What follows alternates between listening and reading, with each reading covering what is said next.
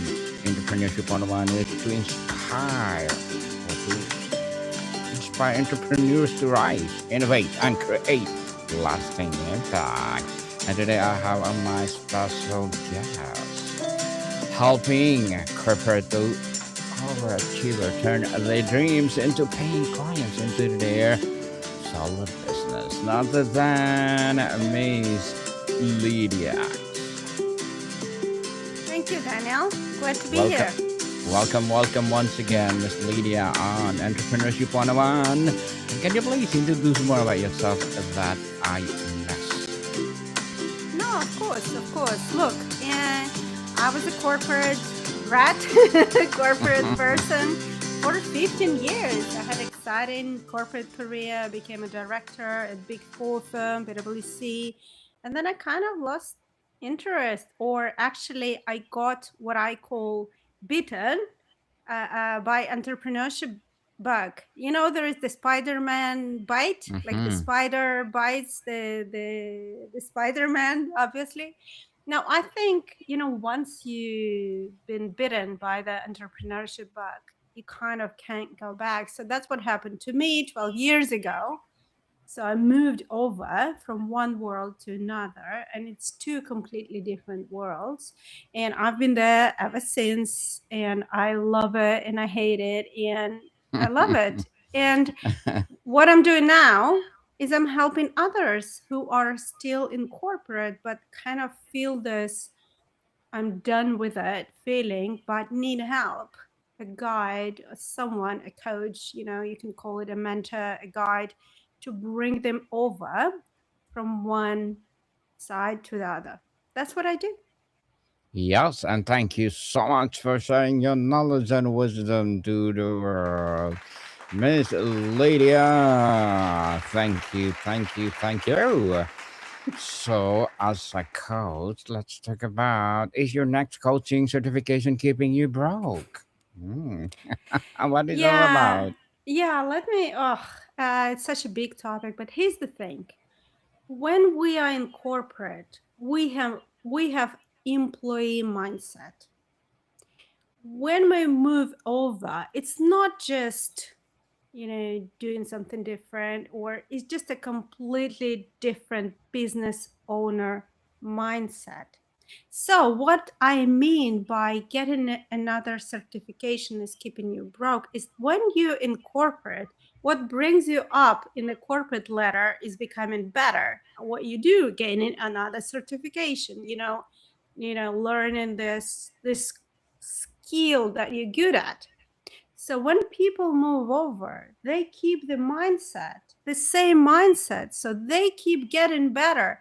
They get the MCC, BCC, NLP, whatever coaching certification you can find. However, they completely either ignore or spend disproportionately less amount of time, energy, and focus on actually building their business. And building a business starts with getting more clients, leads, Hmm. clients, cash.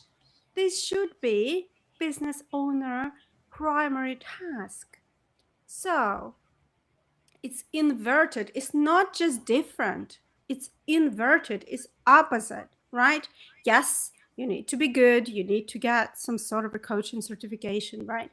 But before you go for the next level and the next level and one more, you need to build a business that's going to pay your bills at the minimum. Hmm. Yes. You need something to pay your bill. So let's start with the moment of honesty here, Miss Lydia. When you first considered your last or next certification, what was the louder voice? The one excited for the skills, for the one anxious about the price tag? Yeah, it's just, look, I wasn't the same, why I'm saying this so direct and so bluntly, because I was on this treadmill. Again, I told you, I became very successful climbing the corporate ladder. So I was getting certifications, I buying these courses, I got this book. And then at some point, I'll look at my spreadsheet with the finances, and I cried. That was the that was the moment, not the moment that I bought the course. When you buy the course, it's very exciting moment. You get the dopamine hit, like, oh my Mhm. god, I'm so excited, I'm gonna get another certification. And learning coaches normally are lifetime learners. They love learning, they love perfecting their craft, and that's so good. Is just Mm. not enough, right? They need to become business owners. So I looked at luckily, again, I'm a finance person. That was my corporate job. So I looked at my cash flow, I looked at my bank statement, and I cried. And I'm like, well, something gotta change. And I just said, I put a hard stop on buying any more certification. And even the ones I bought, for some time, I had to pause or stop or postpone. And I'm like, well, I need to learn the marketing thing. I need to learn the online thing, the all around client acquisition, and not just learn but actually implement it and get some clients and coach them, because you cannot call yourself a coach if you don't coach anybody, or if you coach someone for free. It's a hobby, it's not a business. So Mhm. that's it. That was my moment. Indeed, your moment, Miss Lydia. Many coaches get certified to solve a problem. Imposter syndrome, competitive edge, filing knowledge gap. What is the specific problem you are trying to solve? And did the certification actually solve it? No, absolutely not. Absolutely not. I think actually, what I just described, getting more clients, not only solves your business cash flow problem and actually makes you a business owner, because you're not a business owner if you don't have business, if you don't have clients, if you don't have cash coming in, right? Again, it's just a hobby. It's very expensive one, and I know for many people it is, right? Supported by the Yes. partners, supported by their savings, supported by their, maybe still kind of their job. So for me, what solved the problem that you named, the imposter syndrome, I solved it with action. That's why my community is called A zone, activation zone, action zone. Because I think you can only, I love Alex Hermosi's quote. He says, you don't solve confidence problem shouting affirmations into the mirror.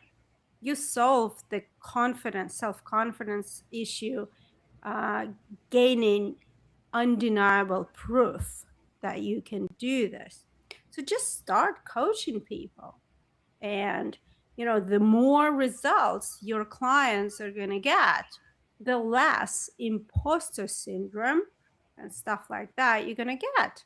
So, of course, there will be people who won't get results for various reasons.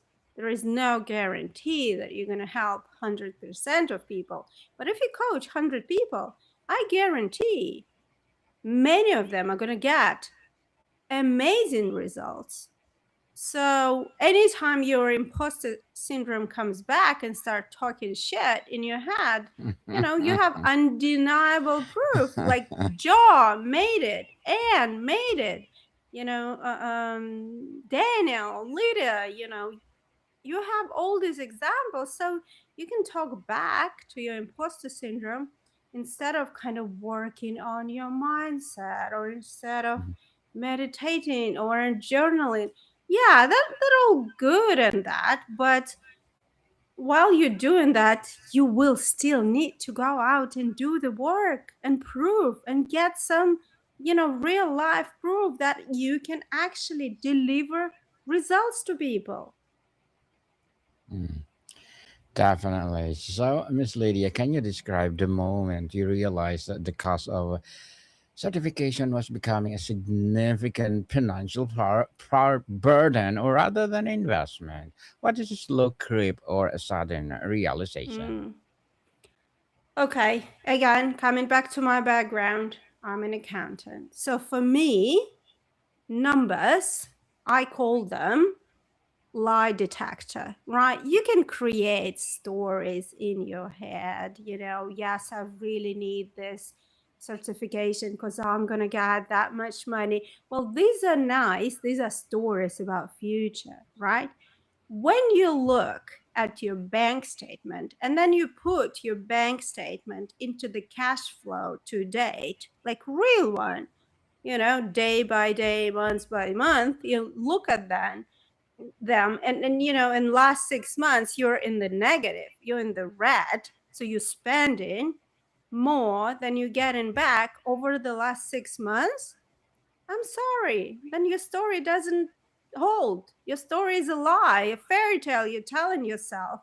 Just, like a scheme, the pyramid scheme, the financial pyramid that people build. Like if you invest and then you're creating that story in your head. And we can look, we are so good at stories. You can convince yourself of anything saying, this is an investment, next year I'm going to, yeah, that's good.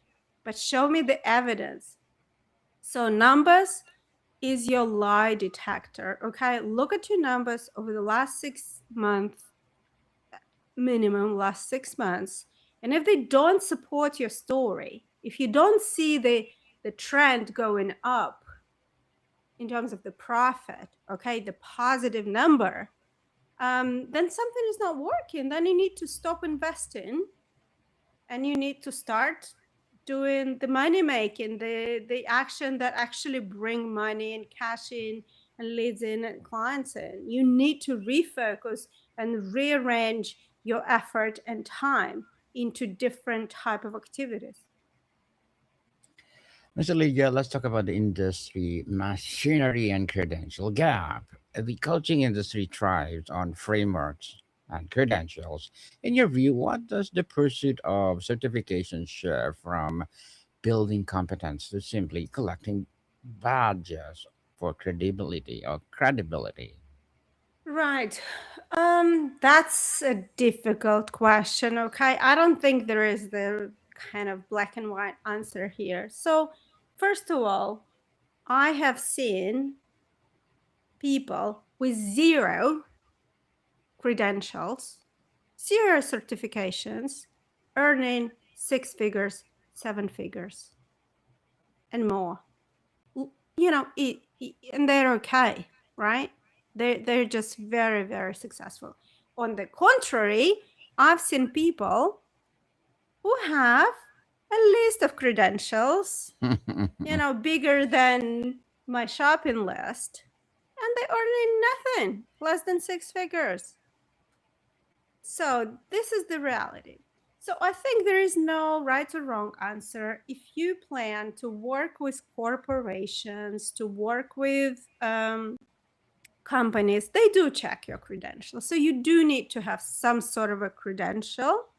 Although, again, it doesn't have to be like the best of the best or like hundreds of them. Okay. Again, it turns into collection versus kind of what you're getting out of them very fast.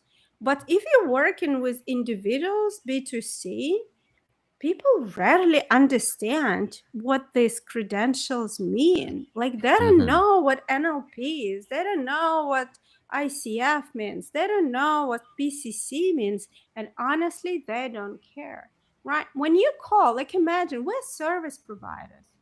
Like when you need your sink fixed, do you care if this guy has some sort of a certification or anything? You just call the guy who has the best reviews, or Yes. who's your neighbor. You call your friend or neighbor. It's like, oh my God, my sink is broken. Do you know anyone who can fix it? And he's like, yeah, I know Joe. Joe is great. He fixed mine in 5 minutes. and it was amazing, and it was the best value for money. Value for money, not the cheapest, right? But value for money, like the quickest, like the best. He was clean, he didn't smell, whatever you expect from the guy who fixed your sink. Well, with the coach, it's the same. All people care, they don't care what certification, NLP, CPC, ICF, whatever letters you have under your surname. What they care, you come to them and you articulate very clearly the problem that they have, and you tell them specifically that you're going to help them. Now, there are some things you can promise, some things you can't promise. I'm not telling you to be, unethical and promise something you cannot deliver. But again, it's not about certifications. It's more about your understanding your potential client, your ideal client, the problems they have, and how they formulate it, and how you can help. And that is gain. Again, I'm coming back to this kind of as a broken record, to experience like how many people you helped with this particular problem, right? For Mhm. example, let's imagine I'm a podcast coach, right? I help people start podcasts, for example, right? I'm not, but let's imagine that.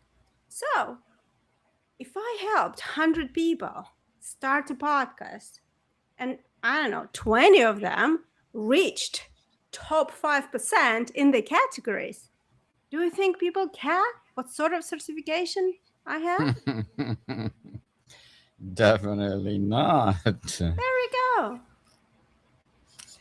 So, Miss Lydia, let's talk about FOMO, fear of missing out. How do certification providers, either intentionally or not, leverage the fear of being left behind to drive enrollments? Oh, well, FOMO is real, and Yes. absolutely. And we live, yeah, and we live in the world where um, we are bombarded with marketing messages, with just information. Our brain is not designed for that. Like, imagine people in even 20 years ago, they didn't have access to that many sources of information, so many social media, so many other channels. So yeah, and look, there are people who are more ethical, there are people who are less ethical. In all of them, what I say is, and this applies to these coaching schools, and this applies to everybody else. Often you have um, you have opposite goals, like with social media, right? The social media goal is to keep you on the platform. Yes. Your goal, or you should be trying to spend less time on social media, right, and do some real life stuff. So I think with the coaching schools, i think I think they could do better. Like, I don't want to villainize them, and some of them create very good programs. And again, like, I took my program 6 months, very solid, very good, very well done. Now, I think one element is missing majority of those schools is being transparent. Maybe not teaching it. That's okay. I don't think they're good at this, but being very clear and transparent that this is not enough. This is just one piece of the puzzle. If you want to build a coaching business, you need so much more puzzles. You need to become a business owner. We just discussed this. The certification. Like, I think in the marketing, they kind of tell you that, you got the certificate and that's it. You're now a coach. Well, you are a coach, but you have zero business. You also need not just become a coach, but also become a business owner.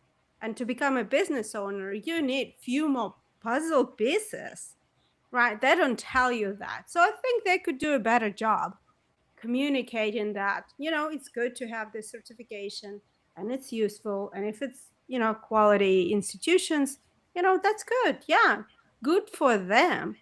But they need to be way more transparent and ethical and clear communicating that, look, you know, this is not enough. Miss Lydia, looking at the most successful coaches, what seems to be their common stance on certification? Are they perpetual students, strategic collectors, or something else entirely? Definitely not certification collectors. Those are probably not doing too well, to be honest. So we have to be very strategic about what we want to learn and when we want to learn again. Especially in the beginning, here's what I took the most difficult task. I don't know why I like the challenge, but I'm helping coaches like in the beginning stage. This is the hardest stage. That's where 80% of coaches give up. Do you know that by year 3, 80% of coaches give up and go back to Hmm. corporate and do whatever? 80%, because they're not able to create a sustainable income. So I think, again, coaches are lifetime learners, and that's good, and they should, and I should. I cannot stop learning. I should keep learning to be able to help my clients because the market changed, because the situation changed, and just because it's just good for your brain to keep learning. But Hmm. first, it depends. You know, I've seen where I've seen success in coaches, very successful coaches. Again, especially in the beginning of the journey, they just disproportionately spend more time on business development and client acquisition, lead generation, business building activities versus anything else. This is the success formula. Like for the first, I don't know, year, 2, 3, long time, you need to prioritize that until you build a business, which is the machine. A business is like a machine. Imagine the car, and I use the car example. Like car Yes. has the driving wheel and the engine and all the other elements. Not so good at car, but the car will not drive unless you have all those elements built in. So your certification is great. Maybe it's the heart or like the engine. That's good, but the engine cannot go without the wheels and without the fuel. Fuel is your traffic, right? And Hmm. then there is a content and audience building. So you need to build the car. That's your business. So the successful coaches, they are more business oriented. They quicker realize that they need to focus. And there are so many ways how to do it. People get hang up like, I hate social media. Well, okay, that's not the only way how to get clients. You can go on podcasts. You can go to local networking events. You can go and speak at conferences. You can write articles in the magazines. I mean, there are hundreds way you can partner. There are hundreds way how you can get visible, and people start to learn about you, who you are, what you do, and who you help. So you Mm. start getting leads. From leads, you get clients. From clients, you get cash. And then you get business because that's your fuel. People are afraid or ashamed to talk about business, cash or money. No, they shouldn't. Without cash, there is no business. It's like fuel to your car. Car is not going to go without fuel. Hmm. We need money, money, money, people to go. to our business. So before we wrap up our discussion for today, Miss Lydia, I'm inviting you to please do listen to my other podcast, people, because my abstract essay is already in sixth season, abstract poetry in third season, and of course my book 101 review in sixth season as well, comedy 101 third season, and my food 101 in sixth season too. Geography 101 Love Letters, Movie 101 Review, Music 101 our fifth season, Science 101, Sex 101 fourth season, Trivia 101, Law 101, Mental Health 101, Motivation 101, Entrepreneurship 101, and of course Bible Verses 101 are my baby podcasts. So please listen to them wherever you listen your podcast. So Miss Lydia, to close with the forward-looking lens, what is one piece of a counterintuitive advice you give to a coach who wants to ensure the next certification makes them richer, not broker? I would invite them to stop and and you just shared your podcast, and I just want to say, oh wow, like well done, you, like, you see. And all these podcasts, I'm sure it takes a lot of energy and time and planning and execution. And do you have a certification in podcasting, Daniel? No, no at all. There we I go. I think that's the answer. I think that's the answer to your question.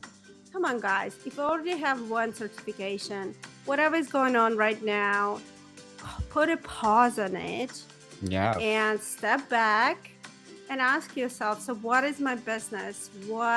How can I bring clients, cash, revenues, into my business? That's your number one task for today. Whatever certification, again, on your mind, put it aside. If you even going through it, put a pause on it. Put a pause on it. You will come back to it later. That's, you're not missing out. Forget about the FOMO. Just build a business. Look at Daniel, and look at how many things he's doing. Well, you need to be doing all those things. Well, not exactly those, but podcasting, reaching out, networking, guest speaking, YouTubing, blogging, Instagramming, whatever works good for you. Find a few that you really enjoy doing and you're good at, and double down on them. Spend 80%, minimum 80% of your time and energy on promoting, sharing, lead generation for your business, and you'll thrive. You'll be very, very successful coach. Very well said, Miss Lydia. Very well said. Yes, mindset, consistency, and hard work. That's the key, people. Plus your passion. Because if you have the passion, even you're tired, you have a dedication to do it and do it and do it again in a single day. So, Miss Lydia, can you please invite our listeners to support your advocacy, your business, or whatever projects that you're doing right now? No, of course. And look, it's very lonely journey for coaches, advisors, solopreneurs. That's why I created my Magic Activation Zone, A Zone, where we do sprints, we do action. There is no learning, there is no procrastination. It's just we do things, we support each other. And I invite you to join A Zone on School Magic Activation Zone. Join us there. It's a really cool place, and I'd love to have you there. Yes, people, let's support Miss Lidia Axe, because if you support her, for sure, more and more empowering advocacy like this to rise. And Miss Lydia, I have a upcoming podcast, Coaching 101, and I'm inviting you to be my regular guest. Why not? Of let's course. Yes, let's empower people all over the world through your knowledge and wisdom. So, people, again, Miss Leah, thank you so much for your time. Thank you, Dana. But come, people, see you soon.